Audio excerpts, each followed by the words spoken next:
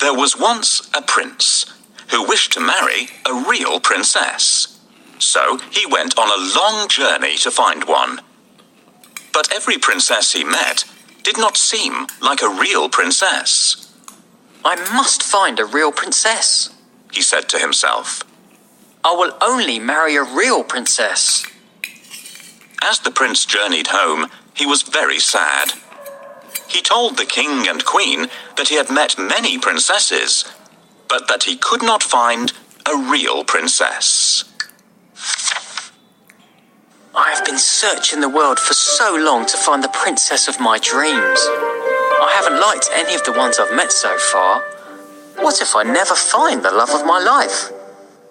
The Danish princess doesn't sing sweetly like a real princess should. This one wouldn't stop talking. She wore me out. A real princess would be a bit more reserved. This princess was really rude when we went out together. She was far too nosy and kept asking how rich I was. This princess is from the distant kingdom of 3 Nines. She doesn't care how she looks. This princess doesn't know any good stories or fables. Life would be really boring with her. Here's the princess from the kingdom next door. You should see her terrible table manners. This princess's yawn is so loud. It's like a foghorn. What's more, she doesn't even cover her mouth. That night, there was a frightening storm. The wind blew hard and the rain poured down. The lightning flashed and the thunder roared, but the prince heard nothing. He was fast asleep in his bed. Then, suddenly, above the sound of the raging storm, there was a loud knock at the palace door. Knock, knock, knock. "Who could that be at this time of night?" said the king. "And in such terrible weather," added the queen. The king put on his slippers and went to open the door. He peeped out to see who it could be. The weather was terrible. There was a flash of lightning, and standing there on the doorstep, the king saw a poor, bedraggled girl. Her hair and clothes were dripping wet, and she was shivering from the cold. "Who are you?" the king asked. "I am a real princess," answered the girl. One stormy night, a cold and frightened princess appeared at the palace door. "Who is this beautiful girl who has arrived at our palace? Why has she walked there in such bad weather? She should try ringing the bell so that the servants will open the door. "Please let me in." She needs to ring the melody on bells."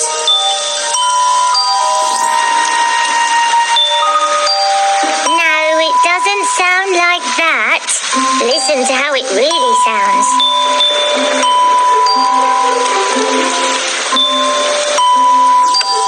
Nobody should be out in such a terrible storm. "Good evening, Your Majesty. Please may I spend the night in your palace? I'm soaked through." Why not? It's freezing and you're shivering all over. I'm sure you'll catch a cold. Thank heavens I happened to find the house of such kind and generous people. Do you see what's happened, children? Never wander off on your own, or you'll get lost, just as this young lady did.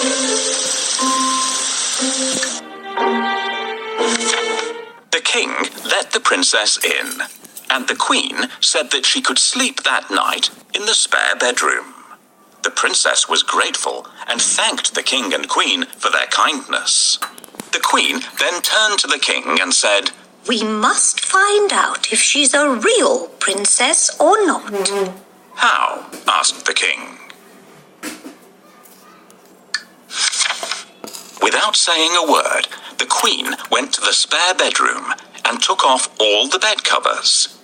She then took a small, hard, green pea from the kitchen cupboard and placed it under the mattress.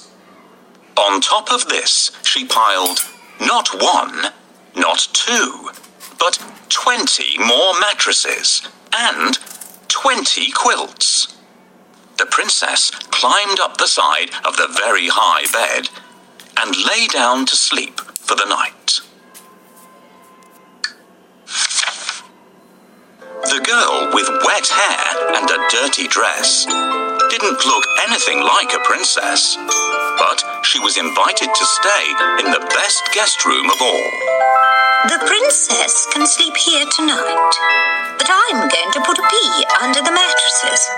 If she notices it, we'll know that she is a real princess. Now, where did I put that pea? Will you help me look for it? Try under the chair. No, it's not there. Perhaps our little kitten played around with it. Oh, I wish they'd leave me to get some sleep. What are you looking for, Your Majesty? I can't find it here either. I might have put it in the drawer. Check in there.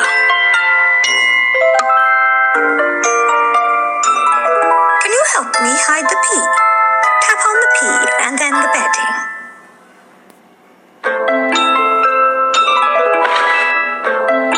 Well done, everyone. We did it. Here comes the princess. It's time for me to go downstairs. What a lovely person this young lady is. If only the prince could choose someone like her to be his bride. My goodness, such a big bed for me. Children, help me to climb up, or I will have to use the ladder to get up there.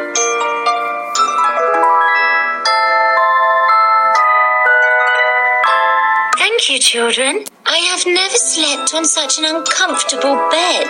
It feels as if I'm lying on a mattress made from rocks.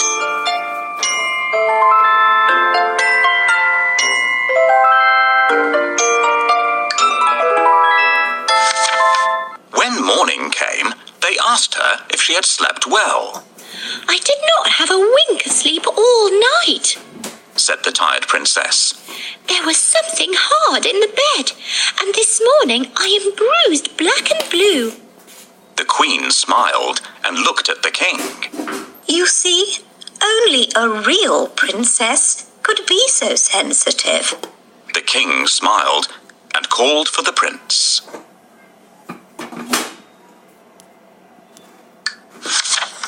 At last, the prince had found his real princess.